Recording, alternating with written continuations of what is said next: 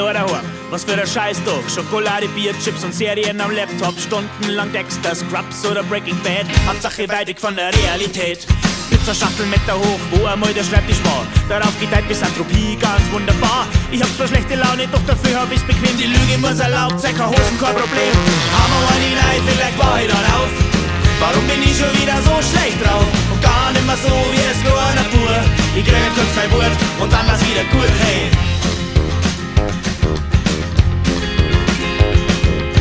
Man kann nicht sagen, dass ich im Leben keine Konstanten hab. Mein Kontostand geht sehr konstant bergab. Die Menschen um mich rum sind ständig gut drauf. Und mein Hass auf die Menschheit geht steil bergauf. Die Zukunft ist ungewiss, doch hab ich das Gefühl, dass dies nur daran liegt, dass ich nicht weiß, was ich will. Studium, Praktikum, Ausbildung, hängt hinein und dies mit dem Künstler sei.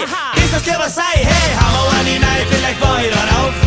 Warum bin ich schon wieder so schlecht drauf? Und gar nicht mehr so wie es nur an der Pur.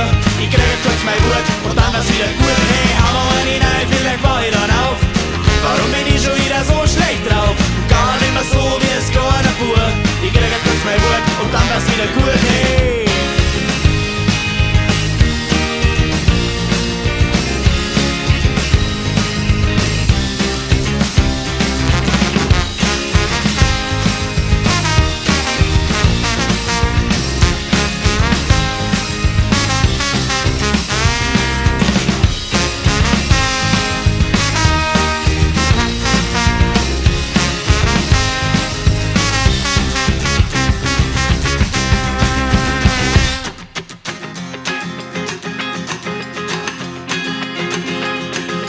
Immer nur allein, es wird langsam Nacht. Ich frag mich so bei mir, was mein Ex wohl grad macht. Weil ihr Serienfigur, na rufe das jetzt an, weil's nicht echt war.